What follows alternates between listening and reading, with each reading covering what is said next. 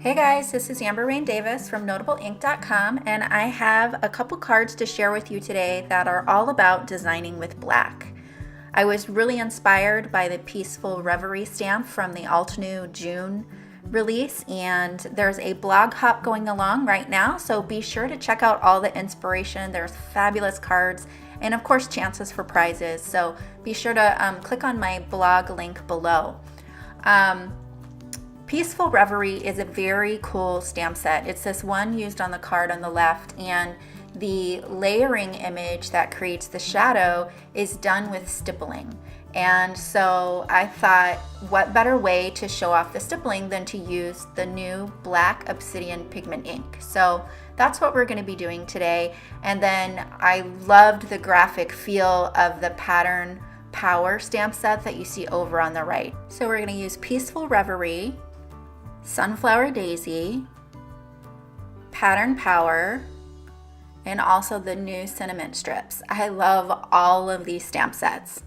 So I'm going to start off, I did want a pop of color in these cards in addition to the strong areas of black that we're going to have. So I'm using Coral Berry for the solid layer of this Peaceful Reverie stamp here. I'm going to do some masking for the arrangement, and fortunately there is a mask stencil available for this stamp set. I absolutely love those because really prior to that I just didn't mask too often. So I have the new Obsidian Pigment Ink here, and this is just magical. You're going to love this. Take a look. This ink stamps so incredibly well. You can get it done in just one stamping, and I just love how that looks. That is so cool to me. So I wanted to have two different color flowers, and I wanted to keep the amount of colors that I was using to a minimum. So I'm going to do my stamens in olive, which is the same color that I'm going to use for my stems. And that just helped to minimize the amount of colors I was using, rather than go with another color for the stamens different from the stems. So I'm just putting some Altenew adhesive on the back of this mask that we have here, and I should have offset this a little bit more. That's maybe 1 millimeter there. I'm going to use Sunray ink, and so you can see I have just a little bit of a gap right there. So when you put your mask down, make sure you offset it a little bit more than I did. I wasn't too worried about it though, because the shadow layer is going to cover that up just fine. The masks just wipe right off with a baby wipe or your stamped chamois, so really easy to use. And then I'm going to do a little bit more masking here, and I have offset my mask a little more on this one. So this is a really cool stamp because it leaves an open area for the stem and a couple of the leaves coming off the base of the flower there, and it fits right in, so super easy to line up. Now this stamp set doesn't include stems, and I wanted these to kind of be tall flowers, so I'm just using the olive artist marker and drawing my own stems. So in order to get the rest of the stem to match, I'm going to need to do some stippling on my own. Now when I put this flower down, I didn't really think about the little, what are those, the leaf and the stem there that we have. So you can see the stem is totally like off, pointing to the left there. So what I'm going to do is just some selective inking here. I'm going to ink up the little bit of leaves that are coming off the flower, and then just wipe off what's on the stem. And again, I'll just draw my own stem in the correct direction so my stem isn't all wonky. And you can see I didn't have it lined up correctly, so I'm just going to use my artist marker and fill that right in. That's one of the really awesome things about all of the inks, the markers, and all of the mediums for Altenew matching, is that if you have a mishap like that, you can just fill it in and nobody will ever know. So I absolutely love how all of the colors coordinate. So I'm not doing straight lines. I want to do a little bit of a wonky line there, and then I'm going to draw a stem here. Now this is the largest flower, so I'm going to create a larger base to the flower there, and then I'll do another thin line for the stem here, and then I'll thicken it up, which you'll see. But in between the pink flower and the flower on the right, You can see there's a pretty big gap there, and I felt like there needed to be some leaves coming off this flower as well. So I'm just gonna draw some in there, and you can tell I'm unsure about what direction it should be going in and what it should look like. And in the end, I kind of just decided there just needs to be some green in there. So I just, I kind of just did whatever. And I'll add stippling to that as well. So here I'm going to thicken up the stem. And again, we'll make that a little bit wonky. Kind of like, almost like really thin poppy stems. And then we'll come in and do the shadow layer for these. Again, when I do the shadow layer for that one on the right, I'm going to do some selective inking. You can see that I just grabbed some washi tape that I had on my desk and put that down, and I'll just grab it off with my tweezers because I didn't want to get that black ink on me. And we'll go ahead and stamp that down. So to add stippling of my own, I'm going to use a Sakura micron pen. You can see I have a 005 over there to the right. That was actually too small. I needed the 01. So, play around with the different sizes. And then I made sure to vary the density of the dots, just like it was in the stamp.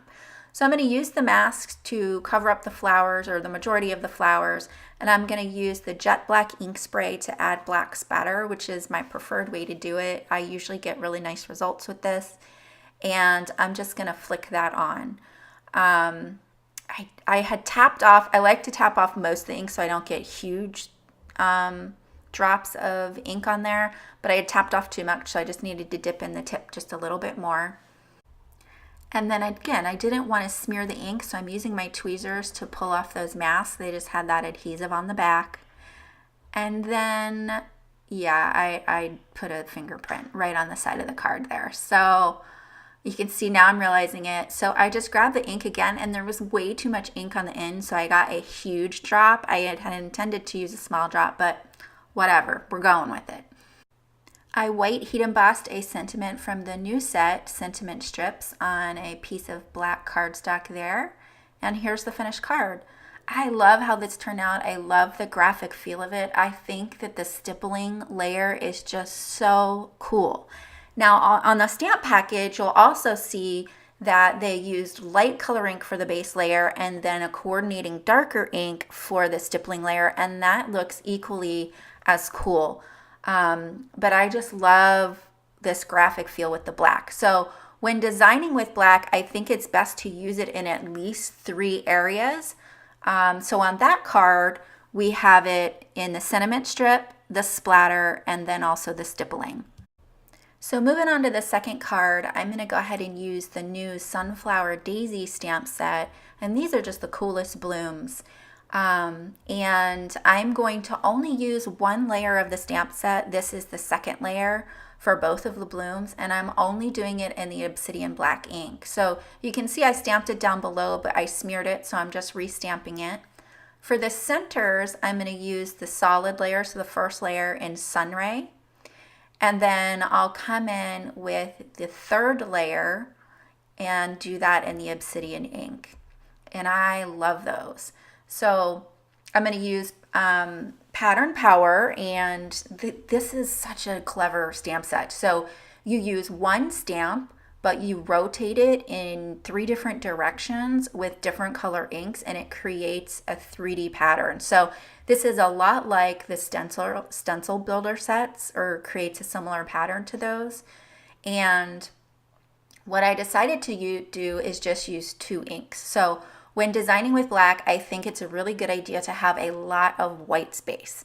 And so rather than introduce a third color into this pattern here, I'm just going to do the yellow and the black, and instead of stamping the third layer, I'll just leave that white, which I think is just awesome. So when you're planning this and deciding where to do your black or your second layer, take a look at your overall stamp pattern that you have going on. I wanted to leave just a bit of white on that left edge, so I made sure that I had a complete black pattern over there on the right to finish the pattern so that it looked normal, and that my leftover white space was on the left. I hope that makes sense. Otherwise, if what we see on the right here was white instead of black, it wouldn't have looked like a finished pattern. So play around with that and you'll know what I mean when you go to do this yourself. So I cut a couple sentiments, one from black, one from white, from the Hooray die, and I'll have to look up what set that is. I'll have all the supplies linked down below. And again, I'm going to have a lot of white space on this card. So what I wanted to do is have the black at the top of my sentiment, because where I'm going to place this, the majority of the white is going to be at the top. And then I'm going to pop the sentiment up so that it casts a shadow on the bottom edge of the sentiment. And that's going to help to pull this white sentiment away from the card and make it more readable. So you can see that here. So right now it's not popped up. I'm going to pop it up on some just foam adhesive, like the Doris strips, those really thin ones. I'm going to go ahead and clear emboss this sentiment. White heat emboss it with clear embossing ink. And I have a ton of these strips left over from a class that I taught, which is awesome because they're just ready all the time and they're perfect for this stamp set. They're like the perfect size. And so here you can see I'm adding the foam strips, which, you know, it's not my favorite. It's kind of a little bit of pain to add it to those little areas, but it really gives you a nicer effect, I think, because you've got the casted shadow down below and then the black up at the top. So here we have black. Oh, and then I'm going to add splatter. So I was lazy and didn't want to. I already had everything adhered, which I should have splattered first, and I didn't want to cut another sentiment, so I just put the dye in it, and then I'll just clean my dye after.